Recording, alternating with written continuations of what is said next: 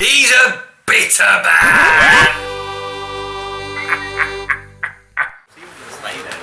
Welcome to Bushfest 2020, and it'd be so much better if that Wolfie wasn't here. See ya.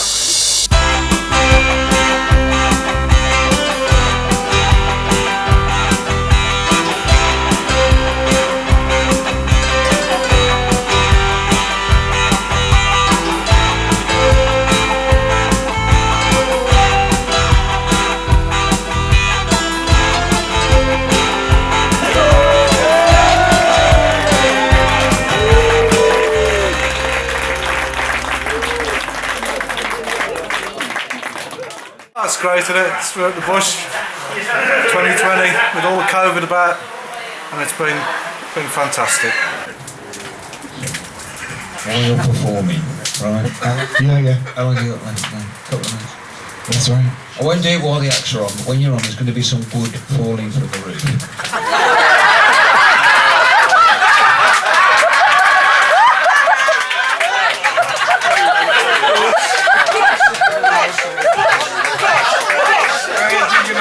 It's gonna be raining logs! He has done it up nice then, hasn't he? He has done it up nice. He looks like DIY SOS coming, done the first day, I thought, I'm off. Nothing else I can do, do you know what I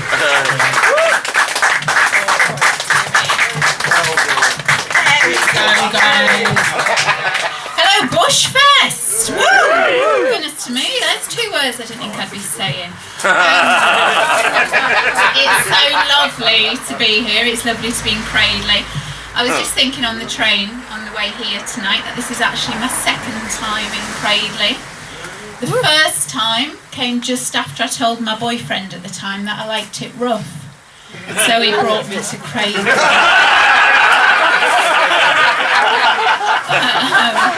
He's laid along. If anybody wants to try the pole vault, there's another one as well.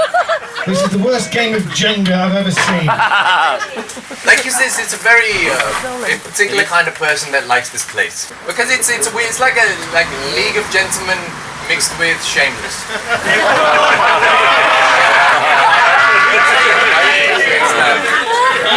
Billy asked me to make some announcements at the top, but I gotta warn you, I've got a shit memory and I'm not very good at writing things down.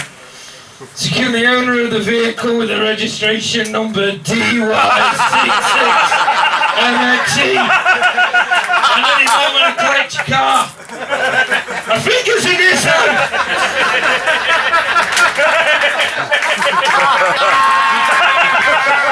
Woo! It's my first Bushfest! I'm not a virgin to the old bush now. There you go, crack on, Griff. Really good, first Bushfest. Really enjoyed myself. The crowd was great, the audience. They're really warming. I was a bit nervous to start off with, but the Bush are very welcoming. It's a nice gig, especially if you're new. I think it's a good. It's a place you have to come because that'll help you perfect your craft. I'm what people describe as bubbly. In fact, I'm hyper-morbidly bubbly. And the doctors say if I get any more sassy, they're going to take my foot. I don't have diabetes, they just think it'll stop me walking to the fridge. Ladies and gentlemen, could you please welcome to the stage, it's Luke Man! I've got a brother called Dean.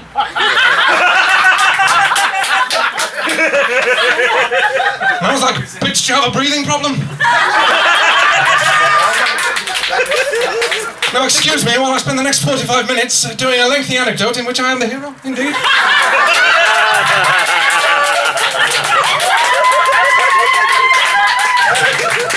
And that's not even my stage name. Y'all know my stage name. We're gonna do it one time for personal branding. I say Luke, y'all say man. Luke! Man! Luke! Man! I've missed that personal validation. I used to think I was quite handsome for a comedian until my friend Ethan told me I look like Craig David going through chemotherapy. I'll be entertaining even when it's raining. Then I'll jizz on your tits. Ooh, mister, I meant to do your sister. Please, I came on your tits. Yes, I'm very kind. I took you from behind. At least we know it fits. True story. Yeah, so comedy was going pretty well before the lockdown. I was starting to make a bit of money.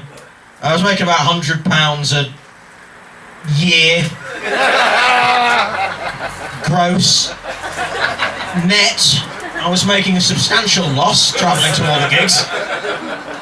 So arguably me as a comedy business, I've actually profited significantly from the complete shutdown of the comedy industry over the last 6 months. It's not even just like the travel as well. Like if a gig goes badly, I end up buying drinks. If a gig goes well, I end up buying drinks. If a gig goes all right, I end up buying cocaine to give myself the same emotional roller coaster I'd have gotten had the gig gone well or badly. Come on, guys. That's a sort of lukewarm response that could yet see me buying cocaine this evening. I got in touch with my doctor. Now we've got one of them things that our doctors that test your strength. What do you call them? A f***ing receptionist.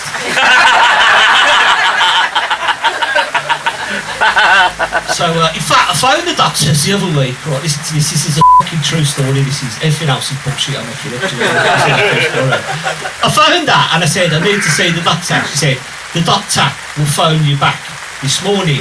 I says, oh, are you still closed then? And she goes, no, we've been open through all of this. Basically, the doctor will phone you back. I says, so you're not allowing anyone in the surgery? And she goes, no. I says, well, you closed then, didn't you? Nuts, absolutely nuts.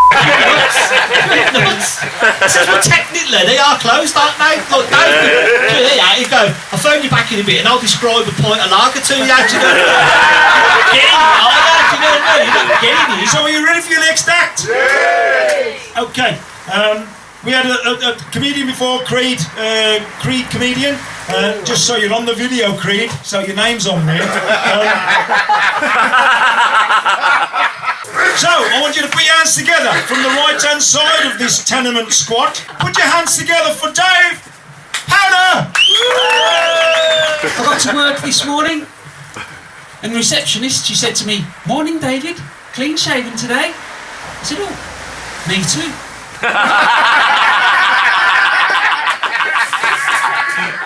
Well, it's brilliant. I love inflatable furniture. It's the original flat pack, isn't it?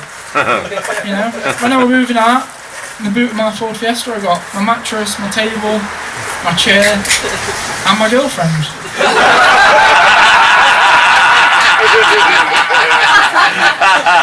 My family finally confronted me about my bestiality problem. He said we have to talk about the elephant in the room.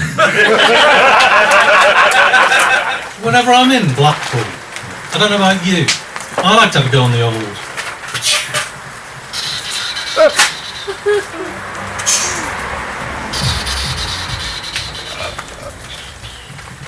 Brothels.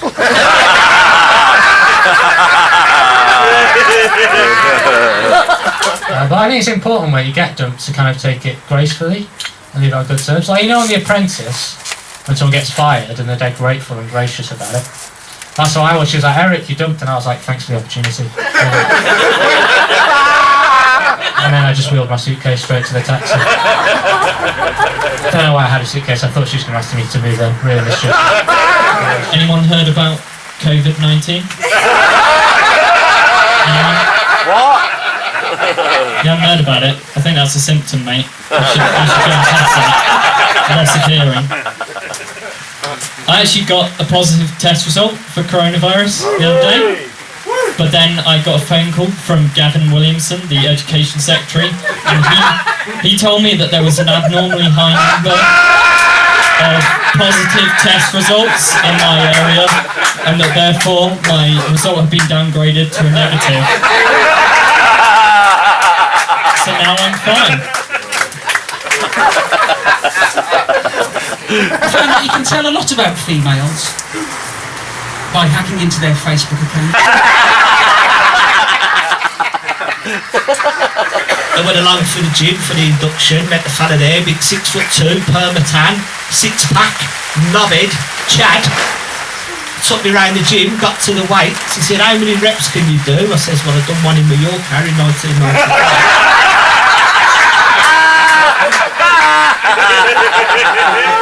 I keep seeing a blue background with yellow stars.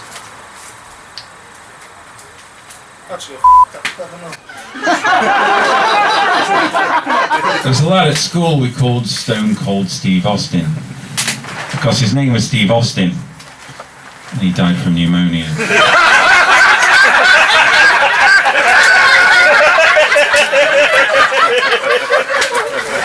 And she asked me for a date. So I wore my lucky pants. I got them lucky because I found them on the bus.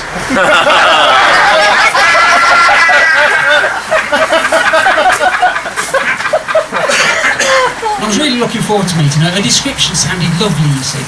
She said that she was Welsh and that she... Yeah, that was good enough for you. She was Welsh, she had an all-over tan, and above all, she said that she had the beautiful, classical, oval-shaped face. But she didn't say that it was that way.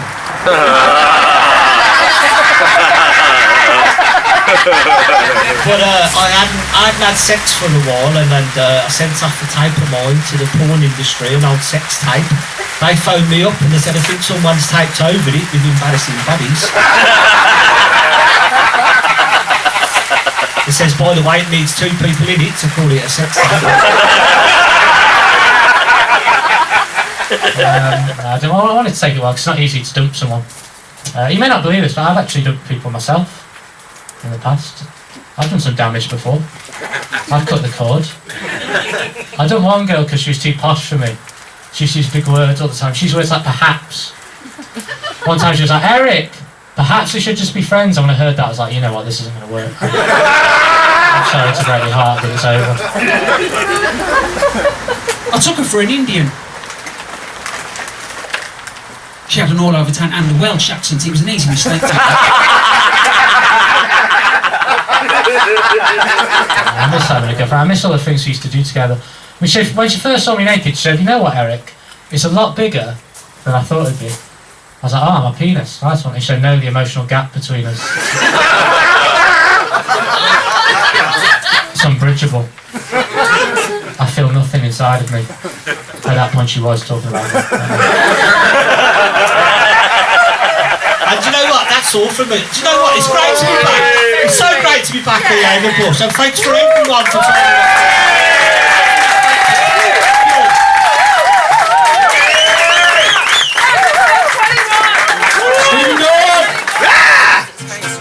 You know that you're not a vegan when you eat the bacon. You could be an unorthodox Jew, but I've read the brochure that says it's not kosher and unsuitable for you. I've seen you eating dairy produce. What's that? Yogurt, cheese, mayonnaise!